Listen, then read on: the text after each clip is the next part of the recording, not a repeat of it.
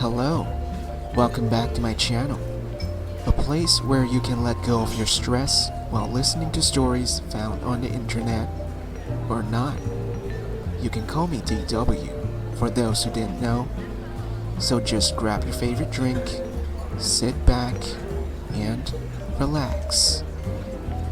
Well now, let's start by turning down the background music, shall we?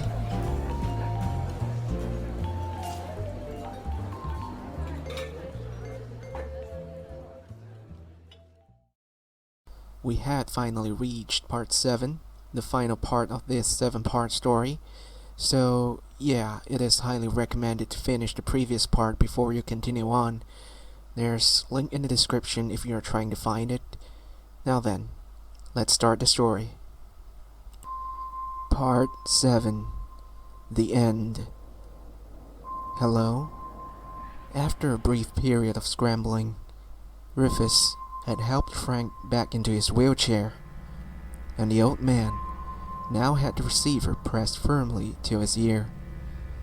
The conversation with an alleged ghost on the telephone with no power source would have been much more frightening to me had I not known of the invention of wireless landlines. So, as Frank continued to speak on the phone, I was no more apprehensive than I had been before. "It didn't work, you said." Frank paused for a moment. "Yes, all right." Then he hung up the phone and sat quietly for a moment. Apparently committed to playing along with a blind old man's delusions, Dr. Reid spoke next. "What did he say?" she asked. Frank sighed heavily, looking altogether wistful, and patted the telephone with one withered hand. "It seems I've gotten the recipe wrong. I need something else." He paused, ever so slightly. "Human blood." There was silence as the three of us guests shuffled awkwardly, unsure of what was to happen next. As a group, at this point, I believe we didn't consider ourselves to be in much real danger. The experience was odd, yes, but not malicious. But this new information could change things. Then, Frank laughed, the sudden sound making me jump. His teeth were still black from the mixture. Together with his opaque, unfocused eyes, his dark grin gave him an unsettling, otherworldly look. "Rufus, how I envy you, to be able to see their faces," Frank said with another chuckle. The tall man next to him, seemingly looking off at nothing in particular, offered no response. "Don't be worried," Frank continued. "I don't need much, just the prick of a finger." With that, Rufus procured a small needle that was nearly impossible to see in the dark light. "Now, do we have a volunteer?" Dr. Reid, Sasha, and I once again found ourselves looking at one another expectantly. Sasha, past the scholarly confidence he had shown before, shook his head immediately. I'm not good with needles," he said. Then it was Dr. Reid and I's turn to look at one another. Though I was sure that if I declined, Dr. Reid would have done it. I didn't exactly feel good about putting her in that position. Plus, a journalist should always try to immerse himself in the world of his story. "Just a few drops, right?" I asked, taking a few steps towards Rufus. "Just a few drops, Samuel," Frank answered, his smile still making me uncomfortable once again. I stopped in front of Rufus and offered him my left hand. He took it, gripping it tightly in his cold hand, the needle poised above my pointer finger. I was watching his hands, but as the needle stayed unmoving for another moment, I looked up at the man in front of me. For a moment, we met eyes, just as we had a few times before. And just like those times, there was something in his expression that made me feel off, like I was missing something. But before I could ponder once more what that something was, there was a stinging pain in my finger. The needle was out and in quickly, and then my hand was pulled somewhat roughly over the pit, causing me to stumble. As Rufus squeezed my punctured finger, a few drops of blood fell into the pit. Then he pulled me back and let me go. I wiped my finger back on my pants and walked back over to Dr. Reid and Sasha. Then, essentially, the ritual was redone. Rufus stirred with a metal rod. Frank was helped out of his chair and lowered in front of the pit. He consumed the mixture from his hand and then sat back with his eyes closed. There's something very uncomfortable about watching someone drink something that you just put your blood in. Just as a side note, again, we waited, and again, nothing happened. To his audience, this wasn't very surprising, but to Frank himself, it was thoroughly frustrating. "I don't understand," he said, exasperated from his spot on the dirt. "I've done everything." He put his head down in defeat. "Mr. McKinley," Dr. Reid said carefully, "I know you've had a difficult life, but you can't depend on superstition and belief in ghost stories to try to make sense of losing your family." Frank said nothing, only sat head down on the ground. "Losing family is hard, but you can't let yourself be guilty over something that wasn't your fault," she continued. Still, Frank said nothing. He wasn't moving either. Dr. Reid began to speak again, but I raised a hand in her direction, stopping her. I took a tentative step towards the old man. "Frank?" Suddenly, his head snapped up, looking directly at me, and I took a step back.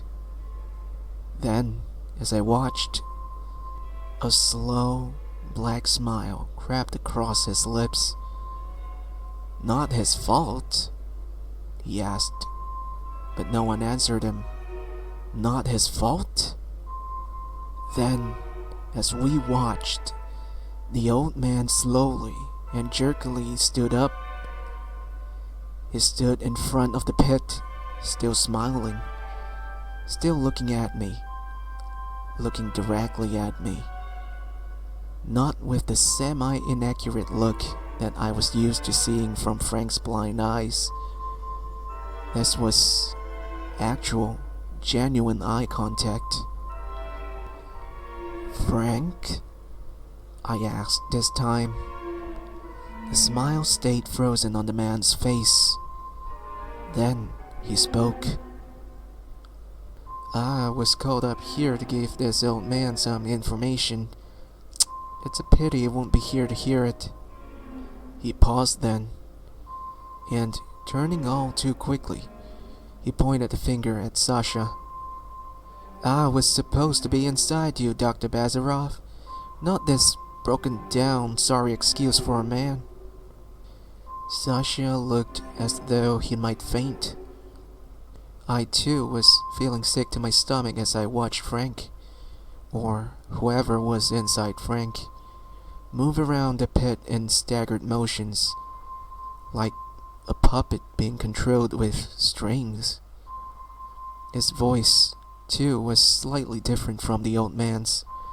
It had an almost southern drawl to it. Who are you?" I heard myself ask, then immediately fell silent as that disturbing face turned back towards me. "You can call me Will, but that's not important. What's important is that I'm a man of my word. The old man wants to know who killed his wife and his little boy all those years ago. Well, how about I tell you, and when he gets back, you tell him." Dr. Raid and Sasha only looked blankly back at Will, who was still staring at me. I nodded, because what more could I do but agree? He did. I half expected a raised finger pointing in the direction of Rufus at this, but none came. "What?" I asked. "You as deaf as Frank is blind, Samuel." I was taken aback at the use of my own name. "Frank McKinley murdered his own wife and child." "But he was knocked out," Dr. Raid said carefully. "More like blackout drunk," Will continued. "His wife got to arguing with him. He'd had too much to drink, and then he just started cutting." His face was still contorted into that black grin as he kept talking. Cutting, and cutting, and cutting. And there was blood. So much blood. And he was angry too, because she was dead after the first couple. That's when the screaming stopped, but he kept going. Will laughed a little bit at that, as though he were recalling a fond memory. And then, of course, with all the noise the little lady was making, his little boy walks in, sees his daddy all slick with the guts of his mother. It took old Frank about 5 seconds to turn the knife on him too. There was nothing but shocked, sickened silence in the basement. So there's Frank, on his knees, covered head to toe in blood, the mangled bodies of his family on the floor in front of him. And I guess he sobered up a little bit, because he dropped the knife and got up, a little panicked, and tried to run away. And then he slipped, dumbass slipped, busted his head on the corner of the coffee table. So, how does he get off innocent? Will continued. Then he turned and looked to Rufus. "Do you want to tell this part, or should I?" Rufus said nothing, his expression as stoic as ever. Rufus cleaned up, washed Frank's clothes, got rid of the weapon, made everything look like someone else had come in and done it. And Frank, when he woke up, didn't remember a thing. There was quiet as we stood there, Will still smiling at us all. "Don't blame him. Murder is a tricky thing," he said. "But don't go blaming Rufus either. He was only doing his job. Even now, he makes sure nothing's kept in the room where it happened." He paused. "Well, almost nothing." My mind flashed to the rabbit room. 2 rabbits sitting in the darkness, where once 2 bodies lay. Well, I've done my part. Then, breathing deeply and rolling back his shoulders, still smiling, Will said, "It's good to be back." Then, Frank collapsed to the ground. Rufus rushed forward, dragging Frank back into his chair. The telephone pushed to the ground next to him. His eyes were closed, but after a moment, they fluttered open. What, what happened? He asked with a croak. Did you speak to him? Did he tell you? There was silence as Shasha, Dr. Raid, and I all only looked back at Frank, unsure of what to say. But it was Rufus who spoke. It didn't work, Frank. We'll have to try something different. Frank let out a disappointed sigh. I thought maybe this time.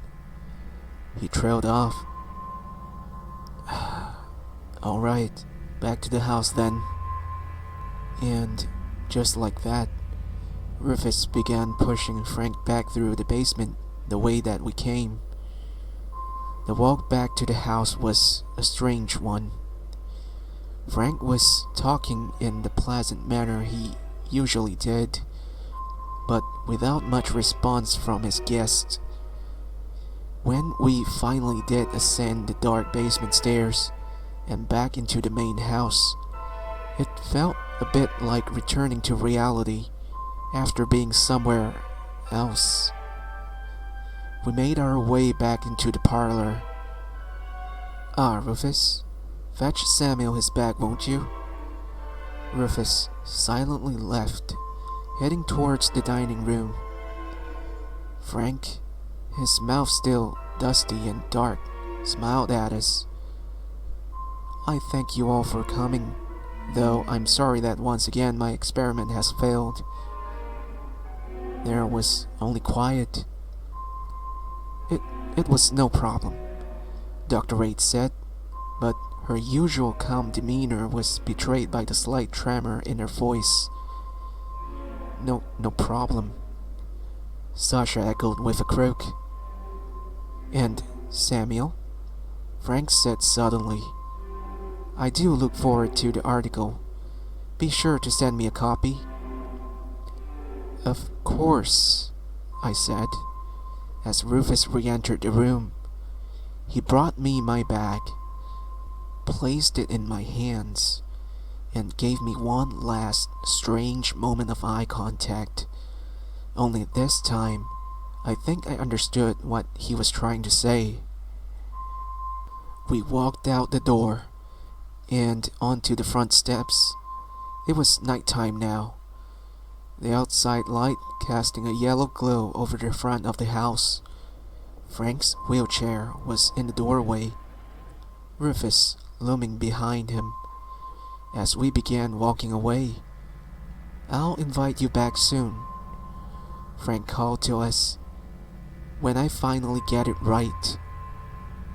We said nothing, not to Frank and not to each other. Keeping our heads down, we got into our cars and we left 21S Main Street. If you're like me, you have a lot of questions after hearing this story. Well, let me try to clarify some things for you. I do not believe that I spoke to a ghost that night in the basement. I believe I spoke to a sick man, a fragmented version of Frank McKinley, a portion of his subconscious that manifested its own personality, a psychological break. I also am unsure over whether or not what Will told us was true. It's entirely impossible that Frank murdered his family and Rufus helped cover it up. And Rufus didn't deny these claims. Or does Frank just feel so guilty about not being able to protect his wife and child that a part of him feels like he's actually the one who killed him? One thing I am certain of is that no one, not I, not Dr. Raid, not Sasha, and not Rufus, will tell Frank McKinley the truth of that night. It was as if we were all in silent agreement of that fact. Frank would go on searching for answers, whether from telephones or computers, or any other form of technology he believes will put him in contact with the spirit that inhabits his house. He'll go on looking, probably until he dies himself. One more thing. When I was home, looking through the photos that I'd collected from my night at 21st S Main Street, I found something odd in my camera bag. It was a tiny green book labeled Diary 1932 on the cover. I flipped through it a bit, but the entries were few and far between. They were mostly deaths and burials, a few wedding dates, thoroughly insignificant to me, until I got to August 15, 1932. The first line reads, Mrs. Alice Truitt, buried. But it's the second line I was concerned about. Will Elliot guessed himself.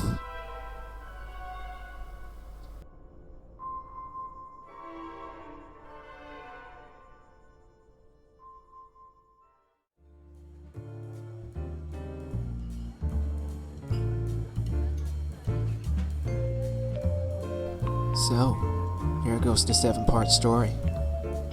I know my recording isn't that great, so please tell me in the comment section on which part I could improve, or even some story suggestions.